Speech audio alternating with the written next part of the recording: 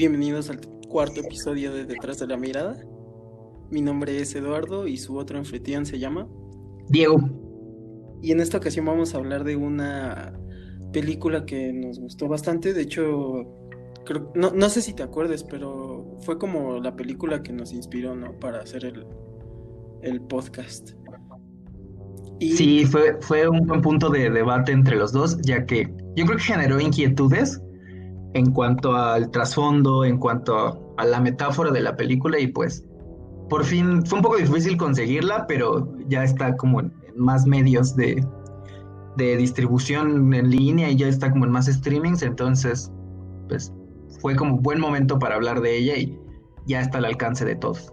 de hecho, hasta que sea el episodio 4 es un poco simbólico se junta con uno de los símbolos que vamos a ver durante la peli. Pero hablando de las dificultades que hablas que tuvimos para tenerlos, quisiera mencionar que esta segunda vez tú y yo la vimos con doblaje en español, ¿no? No la vimos en el idioma original. Y no sé qué piensas tú, pero hay algunas cosas que directamente para la interpretación o el análisis sí se perdieron en la versión así en español y son cosas que sí aportaban. O sea, era diálogo que se tuvo que cambiar, pero sí cambiaba también mucho de la interpretación. Entonces, no sé si tú sentiste raro o... Pues al final creo que podemos trabajar con el contenido en general, ¿no? Del argumento, de la trama. Pero bueno, la recomendación es que sí la vean en su idioma original, sobre todo si pueden entender el lenguaje o algunos detalles, si se pueden detener como analizarlos, vale la pena. Pero obviamente no se pierden tal vez del nudo más relevante dentro de esta película, que son como los deseos inconscientes que, que se expresan en esta película. Creo que todavía se pueden de alguna manera analizar e interpretar, pero bueno, sí creo que la recomendación sería que la vieran en su idioma original. Aparte, bueno, pese a que el doblaje me pareció bastante decente, pues el idioma original y la interpretación de Pattinson y de William Dafoe es muy buena. En especial el actor Dafoe, ¿no? O sea, se la rifó. ¿Quién? Dafoe se la rifó mucho. Sí. Bueno, para mí sus soliloquios fue como de las mejores partes, ¿no? A mí me gustó más la actuación de Pattinson. Órale. De hecho, no sé si te diste cuenta, pero el doblaje latino de Dafoe es el mismo vato que... El Duende Verde. Sí, Simón. Y creo que este Pattinson es Goku. No sé, ahí me dio esa sensación. Sí, y habrá sido el mismo que lo interpretó en Crepúsculo. No sabría decirte. Qué feo que se reduzca a Pattinson a Crepúsculo cuando tiene otras películas buenas. Yo en general digo que tiene buen trabajo. Al final de cuentas, la de Afterlife, también tiene, por ejemplo, una con los hermanos Safdie, que ha sido muy aclamada. Eso no la he visto, pero le traigo muchas ganas y ha trabajado con David Cronenberg. En general o sea, tiene nivel actoral y sobre todo ha hecho cosas de cine independiente. Aunque le Yo esté... recuerdo Sí, por por favor. esta película de Afterlife que me habías mencionado, Sí. dio la casualidad de que vi una película de esa directora. Es buena y sí, me imagino que también en esos papeles Pattinson logra mostrar su talento, ¿no? Más allá de... Ser hermoso. Porque sí es Sí, hermoso el vato. O sea, perdón audiencia, perdonen fans, pero Pattinson es ¿por qué hermoso. pides perdón? Bueno, está bien. No, perdón porque la envidia, ¿no? Que si tuviera Pattinson enfrente de mí. Adiós, fans, ¿no? Adiós, mis dos fans del podcast. Este, pero sí, la verdad es que vale mucho la pena El Faro. A mí me gustó mucho, Eduardo también. Este, por eso abrimos este diálogo alrededor de la película. Vale mucho la pena que la vean, tanto visual como argumentativamente es interesante. Tal vez en el argumento no es nada excepcional. Por ahí veía como algunos análisis y entrevistas al director, a Robert Eggers, y en general era como algo que es lo que menos le interesa. Él quiere generar más bien sensaciones y atmósferas y lo logra muy bien. Entonces, Sí, es así como que su fuerte, entre comillas, ¿no? Y originalidad también podría ser entre comillas, porque pues sí se notan muchas referencias. O sea, yo por ejemplo, es de las primeras tomas, así que ves el faro en toda su extensión sobre la isla, recuerdan mucho al cine de Bergman, en especial a Persona, diría yo, que también sucede dentro de una isla, aunque justo Bergman tenía una isla en la que se retiraba a meditar, a escribir sus películas, como estar en soledad, ¿no? Y creo que esa es una de las cosas que también podemos deducir que pasa en la isla donde se desarrolla esta película de cierta forma, ¿no? Igual pues, noté como la influencia del impresionismo alemán, no solo por el uso de blanco y negro, sino también durante la escena, vuelvo a la escena del soliloquio, donde está pues deseándole la muerte a uno de los personajes, Dafoe. paréntesis, spoiler alert, solo hay dos personajes. Sí, era lo que estaba pensando. Pero estuvo chido, estuvo chido. Bueno, técnicamente hay más, pero traté de evitar el spoiler lo más que se pudo. Pero ni Pedro, ¿no? Aquí la neta vienen a... No, vamos a tratar de avisarles, ¿no? Pero sí hay spoilers. Sí, ya es tiempo de que evitemos decir que hay Maduren, spoilers. por Dios. Y pues noté esta similitud como con el fantasma del doctor Caligari, ¿no? Como que este tipo de luces para hacer más dramático un personaje más amenazante, se nota también, ¿no? Entonces parece que a Eggers le transmitió la sensación adecuada y él la quiso reproducir usando sus propios símbolos, imágenes y los recursos que tiene a la mano, ¿no? Para hacerlo. La Pero sí, verdad es que sí es definitivamente. yo sí creo que es una joyita esta película. Igual y no es para todos los gustos. Puede ser un poco lenta en algunos momentos, se tarda en llegar al meollo del asunto, pero vale la pena. Los recursos que utiliza se nutre bien de este expresionismo alemán, de todas estas metáforas figurativas, o sea, sabe meter como un muy buen ritmo. Vale la Sí, pena. sí, incluso me gusta como que no dependió tanto de algo digital, ¿no? De hecho, hay una de las escenas cuando va entrando, se me hizo como, no sé si es un tributo a Hitchcock, pero hay como marionetas de gaviotas que se ven muy obvias que son marionetas al inicio y como que da la atmósfera, ¿no? También de estas películas de blanco y negro. Fíjate que yo no me percaté, creo que estaba más absorto en las sensaciones de la película y como en los blancos, los negros, los gestos de los personajes principales. Sí fue algo que me consternó un poco más, pero me voy a fijar pero en esos detalles de la película. ¿Te parece si ya entramos un poco en materia en cuanto a contar un poco la historia ya para poder Sí, comenzar a hacer el análisis? sí, sí me haces el favor. Perfecto. Muy bien. La película es, como les decimos, El Faro, es del 2019, de Lighthouse. Es una producción estadounidense-canadiense del género de terror psicológico. Es dirigida por el gran director que les acabamos de mencionar, Robert Eggers. Está grabada en blanco y negro. Es interesante porque está grabada en una relación de espacio 1:19, más o menos es como pantalla de celular, es más cuadradita.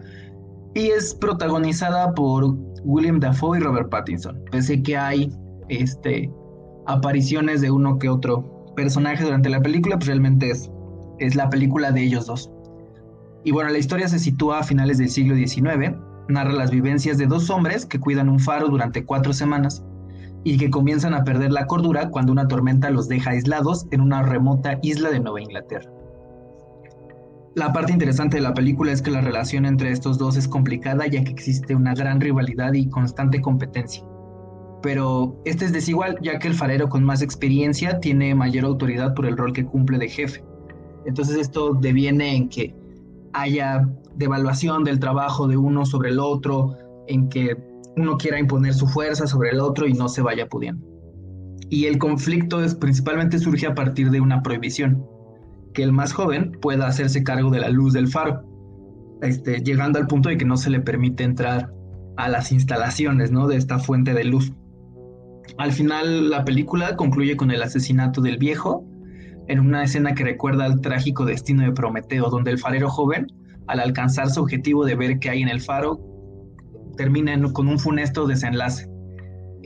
La escena final es increíble porque hace una alegoría a la mitología de este Prometeo, y de ahí se puede como sacar mucha información con respecto a de alguna forma inconsciente qué quería expresar esta película y qué pudimos contactar, ¿no? Qué afectos pudimos encontrar.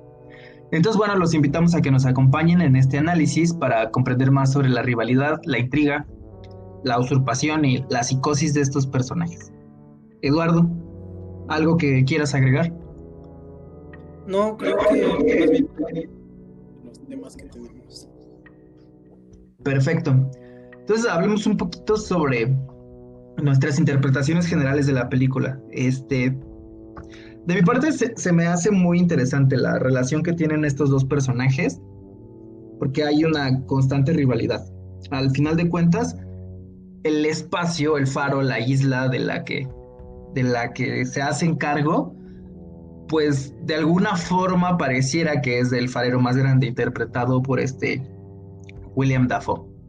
Entonces, cuando llega el más joven, que es Efraín Winslow, primero se muestra como alguien amable, accesible, un poco más cordial, ¿no?, que quiere seguir reglas, y ponen como con una actitud un poco más déspota y hasta agresiva al personaje del farero mayor de William Dafoe, que se llama Thomas.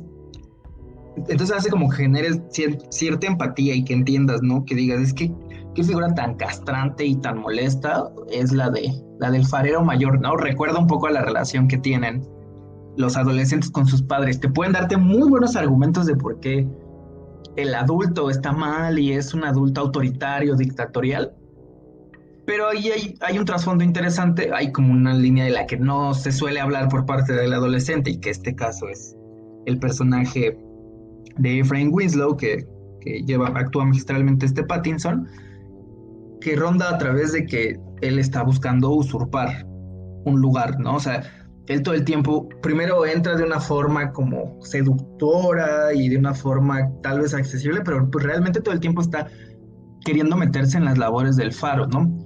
Él le cuenta brevemente a William Dafoe cuál es como su historia en cuanto de vida, ¿no? Le dice que está ahí porque quería generar más dinero, un poco con más maña. El personaje del farero mayor le dice que esto le parece un poco raro que esté ahí, y entonces ahí se va viendo el entramado de que se quiere meter y se quiere colar en las funciones del mayor, el farero más joven, ¿no? Entonces esto va detonando locura, pero algo que se da entre los dos es que pues realmente ninguno media sobre los otros y sobre los deseos del otro, ¿no? Nunca pueden compartir el faro. Entonces, cuando llega el punto en el que se tienen que asignar tareas, el personaje de William Dafoe le prohíbe al de Pattinson que vea el faro y lo pone a trabajar negreramente. Entonces, siempre esta búsqueda de esa luz, de esa posición, ¿no?, hasta fálica, que representa el faro, es muy interesante, porque todo esto permite ver de alguna manera que el más joven quiere quedarse con el lugar del más grande. A mi parecer, esa es mi percepción del argumento de la película, y cómo quiere hacerse con el elemento fálico que representa el faro, que es como la masculinidad, el poder y el lugar. Generalmente se maneja como arquetipos que el mar tiene que ver mucho con la figura materna, porque está asociado a las figuras, a los recuerdos de la gestación, ¿no? Al final los bebés pues viven rodeados de agua, que es el líquido amniótico. Entonces por eso hay siempre este gusto por la mar, ¿no? Hasta se les llama la mar. Es como esta entidad femenina que te mece entre las olas, pero que también tiene el poder de consumirte, ¿no? Entonces ellos están en un elemento, en una isla, con un gran falo, que es el faro, que aparte sí lo menciona explícitamente Robert Eggers. Y entonces es como esta lucha por quedarse con ese lugar, para recibir esa atención y ese envolvimiento por este mar. y ellos están peleando constantemente por llegar a esta luz, ¿no? Entonces, yo creo que ese sería el primer punto que vale la pena abordar de la película sobre el deseo de usurpación del lugar del padre por parte del niño que se da a lo largo del desarrollo y cómo cuando hay una figura castrante que es la figura paterna, que no permite que el niño pues entienda que sí, no es su pareja, no es su mujer, pero que pueden contemplarla las dos y que pueden admirar su belleza los dos, es cuando surgen estos conflictos intrapsíquicos tan fuertes, tan difíciles, y devienen en esta rivalidad, ¿no? Entonces, y devienen en esta falta de conciliación que no permite que el personaje más joven, en este caso el de Robert Pattinson, pues busque su propia isla y su propio faro. Sí, estoy totalmente de acuerdo contigo. De hecho, ahora que mencionas el símbolo fálico que es el faro, hubo una escena que la prohibió los productores porque era muy... Pues ya les iban a dar un rating que no convenía comercialmente. La clasificación. Y era una escena en la que parecía que iba a sobreponer un pene así literal a la imagen del faro, y creo que igual iba a haber muchas escenas de desnudos y erecciones, entonces creo que sí era muy explícito, ¿no? Esta relación que hacía con el faro y el poder, ¿no? Incluso a nuestro idioma, ¿no? O sea, se presta más faro, falo, ¿no? O sea, incluso hay un puente más allá a lo inconsciente, diría yo. De acuerdo. Y es interesante, también ahorita que hablas como de que se habla de esta parte de la sexualidad, que sí hay una relación homoerótica entre los dos personajes y no es romántica, no hay cariño, no hay afecto, sino que se presenta más bien este intento de seducción y de tal vez de alguna manera no conciliación, sino pues es seducción y es un tipo de aceptación, pero más a la fuerza entre los dos, pero que solo la pueden tener cuando se alcoholizan. Es como si bajaran la guardia y se empiezan a acercar, pero al final salen esos deseos todavía no de identificarte con el hombre que cuida su propio faro, sino más bien de usurpar todavía este momento. No hay una escena conforme va avanzando la película en la que pasa esto, que se alcoholizan y empiezan a acercarse un poco más, empiezan a llevarse un poco mejor, hasta se besan y luego como que de nuevo esto les pone las alertas al máximo y se empiezan a golpear, ¿no? Se empiezan a tirar súper fuerte y después de ese momento donde bajaron un poco la guardia es cuando las cosas se complican más y es cuando empiezan a surgir las sirenas, los deseos incestuosos de los personajes, cuando se acrecenta el deseo de Pattinson de conocer la luz, de entrar forzosamente al faro, y aumenta la prohibición de Dafoe. Ahí es donde se da estas dificultades, y todo porque no pudieron aguantar el afecto que tenían, y tal vez porque de alguna manera no concilió el personaje más grande de decirle, a ver, aguántate, no es tuyo, pero a ver, te ayudo y te enseño si tú haces tu esfuerzo a que te consigas tu propio faro. Aunque sí sea un tema que se menciona, ¿no? Que le dice, consíguete tu propio faro, Dafoe, a Pattinson, pero siempre se lo dice como desde una postura punitiva y no accesible. Pues de hecho, fíjate que el penúltimo día, cuando están hablando, ahí se lo dice de forma amable, ¿no? Están sentados, están tomando y creo que inicia un poco ahí el conflicto porque justo le dice que eres un gran hombre, algún día vas a poder tener tu faro, ¿no? Y él empieza a decir, no, ¿y por qué no lo puedo tener ahorita? Y Dafoe se para así, ¿no? Y le empieza a decir cosas y es cuando se pone violento, ¿no? Cuando ya es muy claro que Pattinson quiere ese faro, ¿no? Quiere el que tiene Dafoe, que en la película se llama Thomas Wake. Y hay algo ahí interesante que puede servir, ¿no? Tal vez cuando se aventuren muchos de nuestros oyentes o los que ya tienen con los hijos, es considerar que, a ver, es necesario el límite, ¿no? Al final, o sea, el niño no puede quedarse con la madre porque ni siquiera es realmente lo que busca, no puede quedarse con esa luz, pero sí puede tomar esas cosas que le gustan, ¿no? Y puede incluso conseguir algo mejor. ¿Cuál es el rol del padre?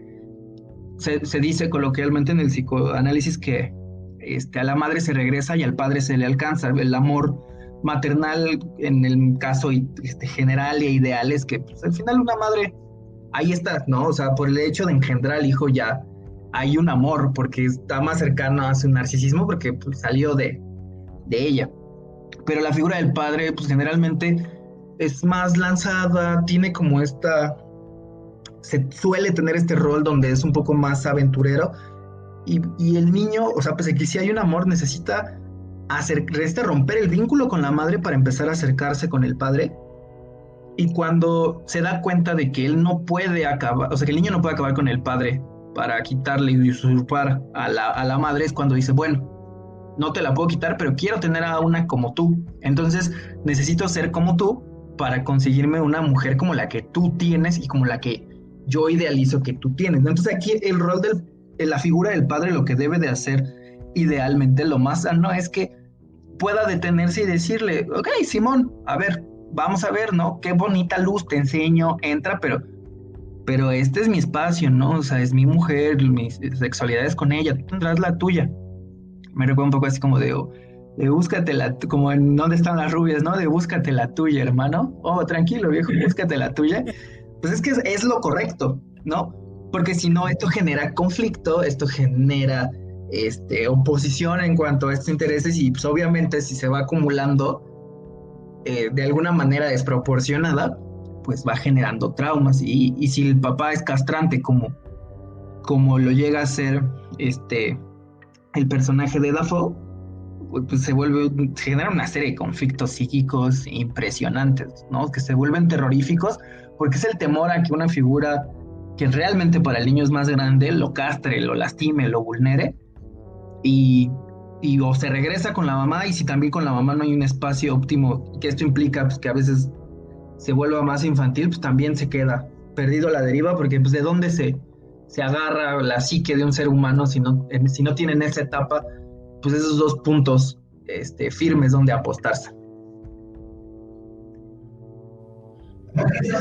Aunque sabes, de hecho yo siento que Dafoe con esta segunda vista fue más chido, ¿eh? De hecho lo notaba muy relax y no se me hacía como que la figura tiránica que percibí al principio cuando por primera vez la vi.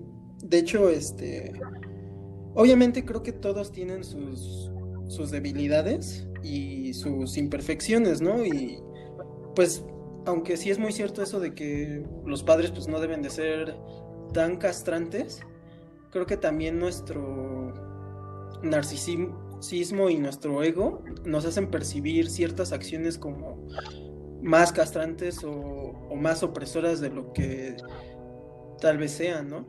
Entonces, no sé, como que yo trato de no darle esta imagen de este padre castrante tanto a Dafoe. Te entiendo, sí, porque al final de cuentas sí hay momentos donde se da la oportunidad de que entablen como un buen trato y no lo permite el personaje de Robert Pattinson, ¿no? O sea, está muy aferrado y está muy clavado en que quiere forzosamente quedarse con el faro, con las funciones y él mismo le genera esta confusión, ¿no? Creo que parte de los errores constantes que va cometiendo el personaje de Pattinson se deben a eso, ¿no? A que como todo el tiempo está rivalizando, gasta toda su energía en defenderse y no puede hacerse cargo realmente de su chamba y pues obviamente no se gana este lugar, ¿no? Pero bueno, tiene que tener su tinte terrorífico y de alguna manera pues tienen que justificar que uno de los personajes es más cabrón que el otro o que hay ahí cierto enojo y cierta molestia entre los dos, ¿no? Para que avance la trama. Sí, no, claro, totalmente. Pero bueno, eso es como la usurpación, que también se da en otros momentos del desarrollo, por ejemplo, ¿no? O sea, tal vez el querer quitarle el puesto o el lugar a alguien, quitarle la pareja a alguien, pues todos esos momentos cuando están ligados a un deseo inconsciente es cuando pues, también generan estos escenarios terroríficos, ¿no? Entonces, ojo con eso, queridos oyentes.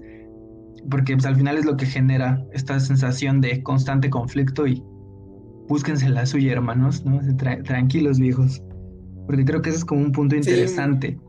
Igual hay otro momento moraleja. que me habla de esta usurpación, que se me hace muy interesante, que es al principio de la película presentan al personaje de Pattinson con un nombre y luego presentan el nombre de Dafoe. Y dice, yo me llamo Thomas, ¿no? Entonces esto como que le genera unos gestos extraños al personaje de Pattinson. Y después de que se llegan a abrir y a coincidir un poco más, puede expresar abiertamente Pattinson su deseo de acabar con su rival. Porque el personaje de Pattinson viene de un trabajo anterior donde por omisión o queda un poco ambiguo si lo dejó morir o lo mató, su ex jefe murió en unas circunstancias medio peliagudas, vamos a decirle, ¿no? Eran leñadores y se ahogó y le cayeron una pila de troncos, pero sí hubo una omisión por parte del personaje de Pattinson. Entonces, cuando este personaje se acerca, se lo cuenta abiertamente a Willem Dafoe, es como si se expresara el deseo y el otro obviamente pues se empieza a defender y es cuando le avienta le avienta una maldición y le desea la muerte al personaje de Robert Pattinson, que además unas escenas antes incumplió con una regla del marinero de asesinar a una gaviota, ¿no? O sea, va a sonar un poco curiosa la comparación, pero pues mató al ganso, de alguna forma es como muy onanístico, muy masturbatorio el hecho de que irrumpieron una regla de que no podías matar a las gaviotas de la comunidad porque se supone que tienen al espíritu de los marineros, lo mata, se abre con William Dafoe, empiezan a contactar un poco más. Después de este conflicto, le expresa sus deseos pues sí, de acabar con sus rivales y de cómo acabó con uno anteriormente. Entra en conflicto, William Dafoe le avienta la maldición a Pattinson y Pattinson en ese transcurso es cuando le cuenta que realmente se llama igual que, que Thomas interpretado por Dafoe, que él es también Thomas, pero Winslow, ¿no? Entonces tienen como un punto en común que es el nombre, pero también es como que se pierde quién es quién y ahí también podría emerger un poco ese deseo de robarle el lugar porque el nombre con el que llega al faro es el nombre que le roba su jefe anterior, ¿no? Entonces, de alguna manera, constantemente se enuncia este deseo de usurpar el rol que no le corresponde. Sí, justo de hecho mencionabas los nombres. Pues traté de investigar si el nombre Efraín tenía alguna como significado, pero al parecer no, y me metí nada más a verificar así su etimología y parece que en hebreo significa fructuoso, ¿no? O algo que da fruto. Entonces es curioso cómo pues Pattinson llega al faro y le dice a Thomas Wake, ¿no? A Dafoe le dice, oye, pues yo quiero que me reconozcas y desde hace mes esperé a que, bueno, desde hace, sí, 3 semanas o 2 semanas le dice, esperé a que me llames por mi nombre, ¿no? Efraín, o sea, quiere que lo reconozcan como alguien que puede crear, ¿no? Que a pesar de que no ha hecho nada, pues quiere ser visto así, ¿no? E incluso creo que al revelar esto de que ambos se llaman Thomas, nos muestra que podrían ser incluso lados de la misma persona. Creo que sí nos hemos puesto así como que a analizar los símbolos del falo y hemos hablado del Edipo y cosas que son pues más freudianas, ¿no? Pero justo vi esta cita, bueno, no es una cita de Jung, pero es un ejemplo en un libro que tiene que analiza como símbolos mitológicos en el psicoanálisis. Y menciona a un personaje que incluso toma la forma Dafoe durante la película, que es Proteo, ¿no? Es un personaje que viene de la Odisea y se le describe como un ser misterioso al que no se le puede capturar. Al principio puede que lo veas o puede que no lo veas y él sepa que estás ahí, ¿no? Dice que vive en el mar, pero que sale a la playa y duerme con ¿cómo se llaman estos? Las focas, duerme con las focas, que son pues mamíferos de sangre caliente, ¿no? Entonces Jung las hace esta comparación como un ser que duerme con los contenidos del inconsciente, porque compara a Proteo con el inconsciente, y son estas cosas que pueden ser conscientes, ¿no? Dice que también es una persona que puede cambiar de forma, que de hecho lo vemos mucho, que hay una escena en la que se golpean y él cambia de forma a una sirena, al anterior jefe de Tommy, que sería el verdadero Efraín Winslow, e incluso toma esta forma de dios marítimo, ¿no? Que es Proteo, porque incluso se nota cuando hace el discurso y llama a Neptuno, ¿no? Su padre Poseidón. Entonces, se me hizo muy interesante esta comparación que hizo Jung con Proteo, porque también podemos ver que el papel de Thomas Wake es...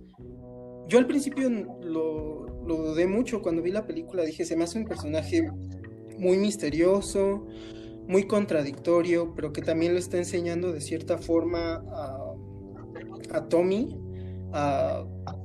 a seguir adelante o a manejarse ante la situación, ¿no? Le enseña ciertas cosas.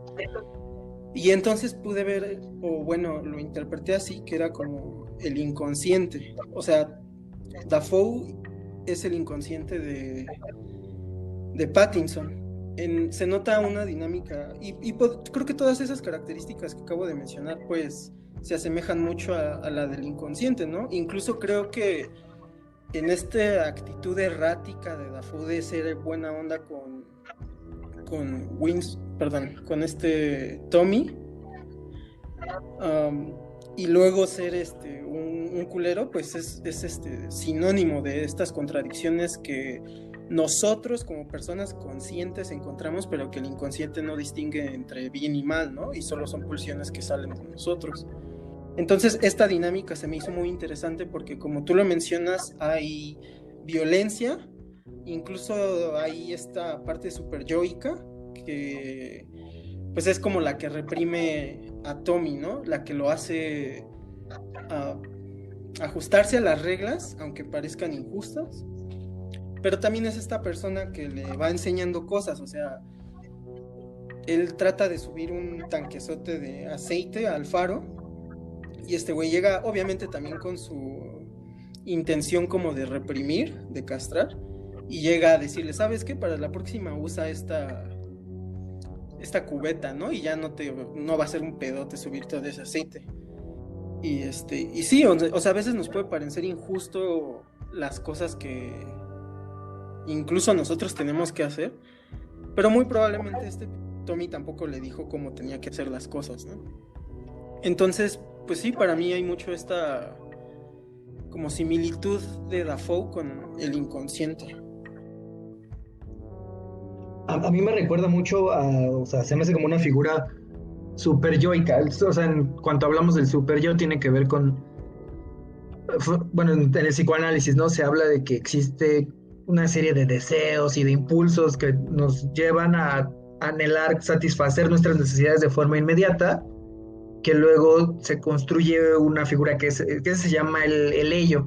Luego está el yo, que es la conciencia que va definiendo que para lograr conseguir todas esas metas, pues tienes que seguir ciertas normas y acuerdos sociales. Y luego viene el tema del super yo, que se forja como ya entre los 2-3 años, que tiene que ver con los valores, las morales, los ideales, pero muchas veces es lo que va reprimiendo.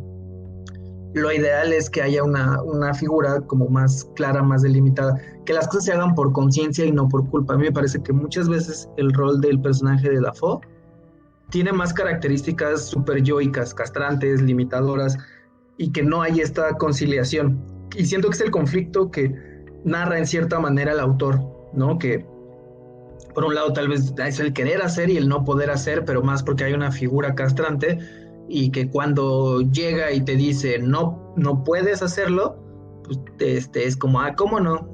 ¿Cómo chingados no lo voy a hacer? Pero pues termina superándolo y termina llevándolo a la locura, ¿no? Porque al final de cuentas, pues la prohibición está para que surja la creatividad, y entonces el poder quedarse usurpar el lugar, el cometer este parricidio, pues implica uno de estos grandes tabúes que existen en nuestra sociedad y pues eso te quiebra la cordura, ¿no? O sea, creo que, y por eso yo siempre digo, aquí el tema es que no conciliación a esta figura de Dafoe, sino que siempre es la lucha, ¿no? La pugna y los pequeños momentos que hay donde se podría llegar a un acuerdo no se dan por esta riña y pues por esta actitud infantil, que pues muchas veces pasa, ¿no? Que dice, güey, pues ya te están dando entrada, ya estás resolviendo, a ver, cállate, pero los dos no lo van permitiendo, ¿no? Yo creo que esta figura, un poco super yoica, a mi parecer, ¿no? Ya creo que podrán analizar los elementos y valorar ustedes desde qué vista o desde qué visión analizan a estos personajes, ¿no? Bueno, otra figura que les mencionábamos desde el principio también mitológica, aparte de Proteo, es Prometeo. Al final, cuando muere el personaje de Pattinson, está interesante porque muere como muere Prometeo, después de tomar la luz, la antorcha de luz, que representa en cierta manera el conocimiento, el saber y llevárselo a los seres humanos para que puedan ser conscientes y actuar. Le quita el fuego a los dioses y se lo lleva a la gente. Zeus lo castiga, la figura de Dios, la figura castrante le dice, no, ¿cómo puedes llevar tú esa llama que es conocimiento, que es fuerza, que es virilidad, que implica poder a los hombres? Entonces te castigo y te ataco y lo amarran a este Prometeo, ¿no? A una montaña, y su castigo es que el hígado, que para los antiguos representaba las pasiones, siempre fuera atacado por un águila, por un ave rapaz, ¿no? Constantemente. Aquí el personaje de Pattinson es interesante porque después de tomar la luz, él no llega ni siquiera al punto donde se lo baje al resto de los humanos, simplemente lo bota el faro, no puede hacerse de ese elemento de poder del fuego, de la luz, pero también termina castigado por una serie de gaviotas que se comen sus intestinos, ¿no? Entonces, en cierta manera, esta lucha por estos elementos de poder se queda ahí en Tommy, no es Thomas, no tiene lugar, es un Tommy pequeño, es un adolescente que no puede ni concebir, ni mirar la luz, no puede hacerse ni de su propia luz, y termina él consumido por sus pasiones y por la culpa que él maneja, pues termina agobiado en el piso en una escena bien interesante, rodeado de estas gaviotas que lo devoran, ¿no? Como un poco irónico. Sí, estoy totalmente de acuerdo. O sea, a diferencia de Prometeo, que lo hizo por alejar a los humanos de la desgracia, en este caso el Thomas que representa a Pattinson solo lo hace por neurosis, ¿no? Parece que solo quiere la luz del padre y la luz más inmediata, no se resiste, y pues creo que ahí el final es abierto. Algunos dicen que es la luz la que lo rechaza. Yo en esta segunda vista más bien parece que se tropieza en el éxtasis que hay, y creo que lo que lo hace más ambiguo es que nunca se le dijo a Dafoe ni a Pattinson cómo actuar o qué había enfrente de la luz, ¿no? Creo que algo parecido a lo que hacen en Pulp Fiction, ¿no? Con lo que hay dentro del portafolios. El clásico MacGuffin, ¿no? En el cine, que tienen un evento, una acción, un objeto que permite que avance la trama, y aquí es parecido, ¿no? Sí, te entiendo. Y pues me gustaría pasar a otra figura mitológica que se presenta mucho, que es la sirena. En este caso, la primera vez que vemos a la sirena es cuando Pattinson llega al faro, se sube, ve su cama, y de hecho creo que ahí hay otra, bueno, haciendo un poco una inclinación a esto que hablaba de Thomas Wake como el inconsciente. Justo cuando entra y sube como a la habitación, vemos que se pega con la entrada, ¿no? Se da un golpe de cabeza, se sienta en la cama, y no podemos ver por cómo está tomado el cuadro, pero el Thomas Wake, Dafoe, está cagando, ¿no? Entonces yo siento que ahí también hay un símil de que cuando ya entras en un proceso analítico de individuación o empiezas a convivir con tu inconsciente, pues luego vas a encontrar cosas que te van a lastimar y que con las que no quisieras convivir, ¿no? Que parecen mierda que está siendo desechada. Pero bueno, regresando a lo de la sirena, Pattinson se sienta en la cama y ve que hay un hoyo. Entonces mete la mano y de hecho creo que hasta en ese meter la mano hay como un movimiento sexual, ¿no? O al menos alude a algo así. Y de pronto saca una estatuilla de una sirena. No sabemos cómo llegó ahí, pero él decide quedársela, ¿no? Se la mete en su chaqueta y pues se va a encontrar con ella en múltiples ocasiones. Pero pues ya como una sirena real, entre comillas, ¿no? La primera vez que pasa esto es cuando tiene un sueño en el que está saliendo del faro para dirigirse al mar. Aquí yo, ahora que Diego mencionó lo de los arquetipos, otra figura arquetípica del mar es el inconsciente, ¿no? Entonces, justo en esta secuencia de sueño vemos que Pattinson se empieza a sumergir en el mar, ¿no? Como alguien que se empieza a sumergir en estos procesos del inconsciente. Y mientras se va acercando una sirena. Y es una figura que pues parece impactarlo de una forma muy grande, ¿no? Entonces, pues no sé, o sea, hay muchas cosas interesantes. Justo recuerdo que habíamos hablado de que esta sirena en específico, en una de las ocasiones en las que se manifiesta como un ser real, entre comillas, otra vez, tiene vagina, ¿no? Y eso rompe un poco el arquetipo de la sirena sin sexo, ¿no? Sí. O bueno, ¿sabes qué? Creo que antes las sirenas sí tenían como este tipo de dos colas o una apertura que hacía alegoría, ¿no? De hecho, creo que la de Starbucks, que tiene como estas dos colitas, en un principio estaba basada en diseños antiguos de sirenas. Entonces, no te puedo confirmar porque incluso sabemos que, regresando a la Odisea, pues las sirenas se nos pintan como estos seres alados, ¿no? Ni siquiera con cola de pez. Pero es muy interesante que regresen a un simbolismo atrás del moderno, ¿no? De la concepción moderna de la sirena a una más sexualizada. Sí, porque al final de cuentas la sirena pues representa esta represión, ¿no? De una mujer sin vagina, porque tal vez es el miedo que tiene el personaje de Pattinson a también acercarse a una mujer, ¿no? O sea, él de alguna manera proyecta sus propios deseos de destruir a su rival en todo lo que lo rodea, ¿no? Entonces, pues se vuelve también amenazante para él el acercarse a las figuras femeninas porque no sería su mujer, sino una mujer robada.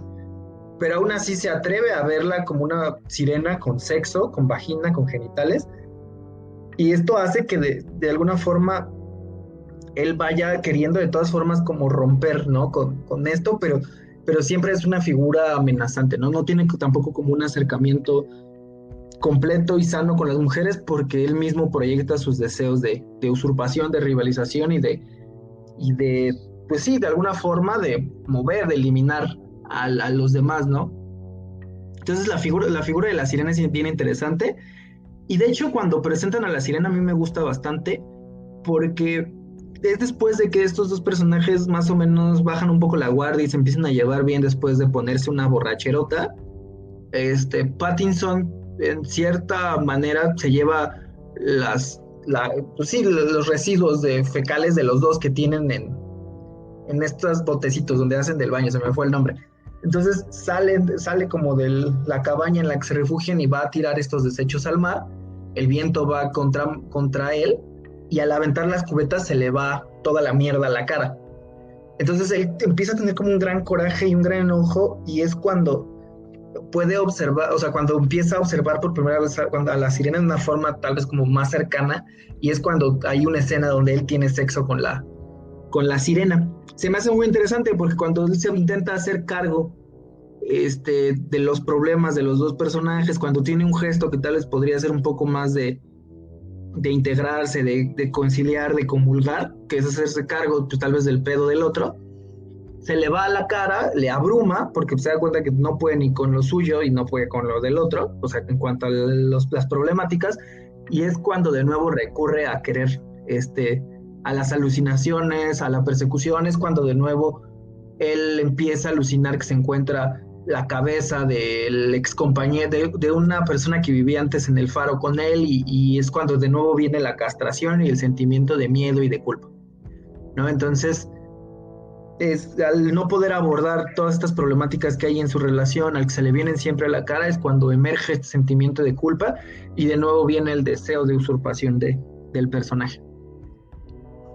A mí la sirena más bien se me hizo, o bueno, no más bien, yo diría además, se me hizo un símbolo, una figura idealizada de la mujer y un reflejo de lo que Jung llamaba el ánima. Hay algo que llama ánima y animus, que serían las partes inconscientes masculinas y femeninas que hay en el sexo género opuesto, y que son cosas que tenemos que introyectar también en este proceso de individuación o de conocer plenamente el inconsciente, ¿no? No necesariamente se tiene que manejar todo en términos junguianos. Y sí, ¿no? O sea, hay muchas evidencias de que parece que Pattinson no puede introyectar esta parte arquetípica de la mujer y que la mantiene como en una figura idealizada, ¿no? De una sirena que representa todo lo prohibido para él y que también hay cosas buenas, ¿no? O sea, si ves a la sirena que se imagina, pues está bonita, o sea, está atractiva, pero pues como tú lo dices, también hay cierta vulnerabilidad en eso, ¿no? Y creo que una de las escenas en las que más se nota este rechazo a asumir o a introyectar el ánima, como lo diría Jung, es cuando está haciendo trabajos domésticos, entre comillas, llega Dafoe y le empieza a decir, oye, pues limpia bien, ¿no? O sea, esto es una mierda, tienes que limpiar y bla, bla, bla. Y de hecho fue una de las cosas que se perdió en este doblaje que encontré, porque él dice que no quiere hacer tareas de esclavo ni hacerlas mal, pero en lo original dice que son trabajos de mujer, ¿no? Entonces siento que ahí se nota un poco más este rechazo al ánima, ¿no? Incluso creo que hay partes en las que pues le cuesta ser como que más abierto y que es lo que crea incluso problemas, ¿no? Entre él y Dafoe. Incluso hay una escena que me gusta mucho porque hace parecer a Dafoe, tal vez no como un analista o un maestro, pero es cuando están sentados en una de sus pedas. Están como en silencio y de pronto Dafoe le dice, ¿qué? ¿No? Como diciéndole, ¿qué piensas? Y eso se me hace, pues para cualquiera que haya ido como una terapia psicoanalítica, creo que ese es un momento que les va a parecer familiar, ¿no? O sea, lo lee de alguna manera, ¿no? Lee que algo anda ahí como lucubrando, tramando, y esa parte es interesante al final de cuentas porque pues sí puede verlo, sí puede identificarlo y sabe del deseo, porque seguramente el mismo personaje mayor también lo tiene, ¿no? Y me gusta eso que mencionas, al final de cuentas, no tampoco se permite realmente ver a la mujer, su lado femenino, como también un lado fuerte, ¿no? Siempre también lo percibe como una devaluación, cuando pues muchas veces está asociado, ¿no? Se relaciona con el cuidado del hogar, el mantenimiento, y esto le genera también como mucho conflicto y solo puede ver, como dices tú, ¿no? A la sirena como algo amenazante o algo muy erótico, pero no como un equilibrio entre esta fuerza y entre este erotismo, ¿no? O sea, creo que esa parte también se me hace muy interesante. Sí, exacto, no puede ver aquí. Yo creo que también se nota en esta escena en la que se está masturbando y está pensando en la sirena, está pensando en un buen de cosas, pero al final pues no llega a venirse, ¿no? Más bien llora y destruye la figura de la sirena, o sea, así de grande es su rechazo, ¿no? Y su culpa y su malestar. Sí, estoy de acuerdo. Eduardo, ¿tienes algo más que quieras aportar? Pues algo que muy por encima, así un comentario, pero se me hace un símbolo interesante, es el de las gaviotas, ¿no? Y como lo habías mencionado, que es de mal agüero matarlas porque traen al espíritu de los marineros muertos dentro y son las que se lo llevan a Dios, ¿no? Entonces, se me hace muy interesante porque Jung hablaba de algo que eran los símbolos de ascensión, que yo creo que es muy equiparable a lo que Freud hablaba en los símbolos del sueño con los símbolos fálicos, ¿no? Como, no sé, un avión, que realmente tiene muchas similitudes con volar, ¿no? Son cosas que vuelan o que están en el cielo. Y estos símbolos de ascensión, habla Jung, son cosas en las que nosotros representamos todas aquellas cosas que nos ayudan a superar los problemas que se crean de la neurosis, ¿no? Entonces, pues para mí se me hace muy curioso porque estos pájaros se muestran en momentos en los que parece que Pattinson se va o se quiere quebrar, ¿no? En el primer momento que pasa esto es cuando está cargando no me acuerdo del material, pero lo está llevando a la casa y le resulta pesado. De hecho, es una actividad que muchas veces se nos muestra como algo muy tortuoso. Va moviendo la carreta por terreno fangoso, bajo la lluvia, y en este caso se le aparece por primera vez frente a la puerta, como retándolo, ¿no? O sea, como diciéndole, ¿podrás hacerlo? Y él pues trata de enviarle una piedra o moverla, ¿no? Y nada más lo ve como un pájaro. Pero hay otra escena que me parece muy interesante, que es está bajando, sale de la casa en donde se quedan, abre un ducto donde dejan desperdicio, y ahí hay está esta ave, ¿no? Está viva, no está muerta, y Pattinson se queda así como viéndola morir, así como vio morir a su antiguo jefe, ¿no? En el trabajo que antes tenía. Entonces se me hizo interesante porque de pronto llega otra gaviota y es la que al final se lo devora, ¿no? De hecho podemos notar que solo tiene un ojo esa gaviota. Y esta gaviota parece verlo como diciéndole, ¿por qué no haces nada, no? ¿Por qué no asciendes y superas estos traumas que tienes? Y justo ahí, para mí es justo ahí cuando se desata la neurosis, porque creo que es una de las escenas más impactantes en toda la película, que es cuando agarra la gaviota de las patas y la azota contra el ducto, contra el depósito, y es una escena ultra violenta, ¿no? Y justo cuando pasa eso, pues vemos uno de los sonidos que hace el faro, y o sea, esto yo creo que lo inferí más bien, no sé si fue a propósito, pero el viento y la flecha que marca como la dirección del viento está en el este, si no mal recuerdo. Viene un viento del oeste y la mueve al norte, ¿no? Y ahí nada más vemos una N, pero que para mí también podría bien decir neurosis, ¿no? Justo fue el momento en el que él ya rechazó todo intento de seguir adelante, a pesar de que Dafoe sea tan castrante, a pesar de que no es la situación que quiere, a pesar de que está reviviendo todo un pasado, y se sumen en la locura, ¿no? Justo pasa un día antes de que puedan salir. Sí, no, pues al final si se rinden estos personajes, o sea, estos personajes al final pues sí le dan entrada. Yo diría más que a la neurosis, a la psicosis, ¿no? O sea, sí le dan pie a este evento, y pues eso es lo que los termina pues destruyendo, ¿no? Pero que también es la entrada a un deseo sin un cauce, ¿no? Sin una dirección. Desear está bien, concebirlo está bien, acercarte al deseo está bien, pero bueno, también eso implica responsabilidad, ¿no? Y aquí al no querer hacerlo, pues lo termina abrumando y lo termina de alguna forma volviendo loco, ¿no? Volviendo un poco en su contra. Sí, aunque sabes que otra de las armas de doble filo que encuentro en la peli es la de el alcohol, ¿no? Porque el alcohol de cierta forma al consumirlo ellos empiezan a llevarse mejor, ¿no? De hecho son los momentos más fraternales, diría yo, de la película. Pero cuando empiezan a abusar de él, cuando los dejan varados, pues ahí es cuando se sume la locura, ¿no? O sea, ya empiezan a tomar, incluso logran inventar una bebida más ñera que el Tonayan y el rancho, ¿no? Es posible. es igual un elemento interesante y muy dual, ¿no? Se me hace, esta película sí se me hace de muchas dualidades. Digo, no por nada, pues son solo dos los actores principales, ¿no? Pero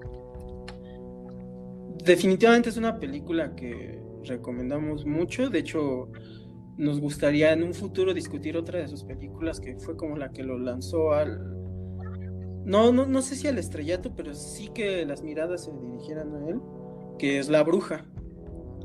Y pues aquí vemos que no fue como que una película hecha o que fue suerte de principiante, sino que sí tiene material para ofrecer, ¿no? Y que es de ¿A calidad. ti cuál te gustó más? ¿La Bruja o esta? Tendría que ver otra vez La Bruja, porque El Faro pues la he visto más veces y definitivamente me he detenido más al análisis de los símbolos y todo eso, y con La Bruja siempre ha sido más, como lo habíamos dicho antes, que era de sus especialidades Eggers en la atmósfera, ¿no? Y en lo que te provocaba. A mí me gusta mucho La Bruja, Entonces, ¿verdad? A nivel guión, a nivel estructura, siento que sí se aventó un película, no sé, las dos me gustaron mucho, ¿no? Pero sí le elogio bastante eso a la Bruja, que sí se aventó una gran película también, abordó de una forma bien interesante la locura. sí, la verdad, sí, es una película que está muy interesante. O sea, cualquier persona que le gusten las brujas, creo que esta, que, bueno, valga la redundancia, se llama La Bruja, es sí una gran muestra De investigación. de cuando los símbolos se hacen Sí. bien, cuando los símbolos se hacen bien. Y también las dos muy bien investigadas, muy bien ambientadas y muy divertidas, muy divertidas. Esperemos hayan disfrutado el podcast y que los motive a conseguirse la suya. Consíganse su isla, ¿no? Oh, tranquilo, viejo, consíguete la tuya, hermano. Consíguete tu faro, Consíguete tu hermano. faro, hermano. Creo que ese es el mensaje principal y pues esperemos que lo logren. Pues un abrazo a todos y pues bueno, esperamos sus... Un abrazo a sana Ah, sí es distancia. cierto, porque está cañón, ¿no?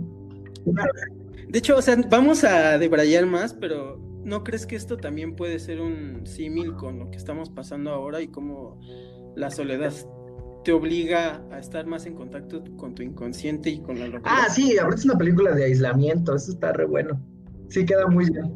Sí, Con ese tenor, ¿no? Pues al final de cuentas, si no, pues si tienes tu casa, qué chingón, ¿no? Si estás en casa de alguien más, pues alíñate y lava los consíguetelo. trastes, ¿no? O sea, ya piensen que cuando acabe esto, pues va a ser un buen pretexto para que te consigas tu faro y tu isla, compa. Así Compañero o es. compañera, ¿no? Creo que ese es el mensaje de- O o compañero. compañere o compañero. Pues vale, nuevamente este abrazo virtual con sana distancia y pues siempre es un gusto poder platicar y esperamos sus comentarios.